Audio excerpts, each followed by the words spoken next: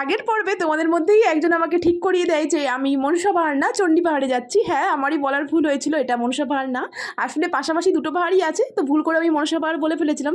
তবে ফার্স্ট দিন আমরা চণ্ডী পাহাড়েই গিয়েছিলাম। তো কমেন্টে আমাকে ভুলটা শুধরে দেওয়ার জন্য থ্যাংক ইউ।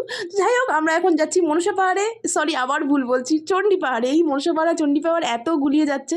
যাই হোক, এই রোপওয়ে থেকে নিচের দৃশ্যগুলো দেখতে এত ভালো লাগে। তো কথা বলতে বলতে আমি পৌঁছে গেছি মানে মোটামুটি ওই যে দূরে মন্দির দেখতেই পাচ্ছ তোমরা। তো ওপর থেকে নেমে ওপরের দৃশ্যটা তো বেশ ভালো লাগছিলো, ওই দূরে পাহাড়ও দেখা যাচ্ছে। তো একটা দোকানে জুতো টুতো রেখে ওখান থেকেই প্রসাদ কিনে আমরা যাই মন্দিরের দিকে। অনেকটা এরকম আঁকা বাঁকা পথ দিয়ে যেতে হয়। তো এই সময় ভিড় একদমই কম ছিল, অন্য সময় এখানে প্রচুর লাইন পড়ে, আমরা একটু তাড়াতাড়ি চলে গিয়েছিলাম।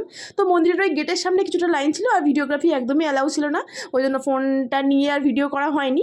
তো এই ছিল মায়ের মেন গর্ভগৃহ। তো পুজো টুজো দিয়ে চারিদিকে প্রণাম করে আর ওপর থেকেই চারিদিকে সুন্দর দৃশ্যটা দেখতে দেখতে নিচে নেমে আসি। আর এইখানে এসে ঠাকুরের সামনে যে কালো মতো কুকুরটা দেখছে এত ভালো লাগছে, তো ভিডিও না করে আর পারলাম না। আর এটা হলো একটা হনুমানজির মন্দির, এখানে প্রচুর মন্দির ছিল, আর এখান থেকে আমাদের আমি টিপ করিয়ে দিয়েছিল। কি রে ওই চিনতে পারছিস আমাকে? ফোন নিতে পারবেন এর মধ্যে।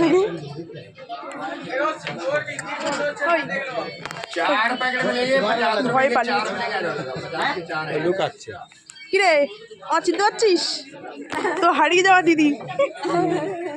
এবারে ট্রিপে আমাদের সাথে প্রচুর বয়স্ক মানুষ ছিল, ওই জন্য একদমই তাড়াহুড়ো করা যাবে না, প্রত্যেককে নিয়ে অল্প অল্প করে হাঁটছিলাম। এমনিতেই পাহাড়ি রাস্তায় একটু বেশি হাঁটলেই কষ্ট হয়, তো ওই জন্যই একটু একটু করে হাঁটছিলাম আর চারিদিকে দৃশ্য উপভোগ করছিলাম, ফটো তুলছিলাম, মানে যাতে কষ্টটা কম হয় আর কি।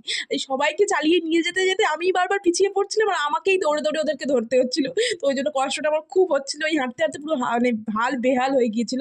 তো তখন এই বসার জায়গাটা দেখলাম, মনে হলো এখানেই বসে যাই, আর আমি উঠবো না। যদিও এখানে কিছুক্ষণ বসেও ছিলাম, তো এখান থেকে বসে চারিদিকে দৃশ্য উপভোগ করছিলাম আর ঠান্ডা ঠান্ডা এত ভালো হাওয়া দিচ্ছিল। তো নিচে নামার সময় এখানে সবাইকে ফটো তুলে দেওয়া হচ্ছিল, আর এই ফটোগুলোই নিচে বিভিন্ন ব্যাকগ্রাউন্ড চেঞ্জ করে বিক্রি করা হচ্ছিল।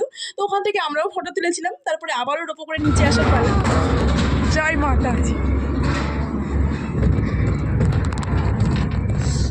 কিরম লাগছে না দিদি, তাকাও কেরম ফটো। ওঠার থেকে নামার সময় ভিউটা যেন বেশি ভালো লাগছিল, একদম উপর থেকে দেখতে দেখতে নিচে নামছিলাম। যাই হোক, এসে হোটেলে চেঞ্জ করেই গঙ্গায় স্নান করতে চলে গিয়েছিলাম, একটু টাইম আর নষ্ট করিনি। তো এরপরে কি হলো সেগুলো সব থাকছে এর পরের পার্টে।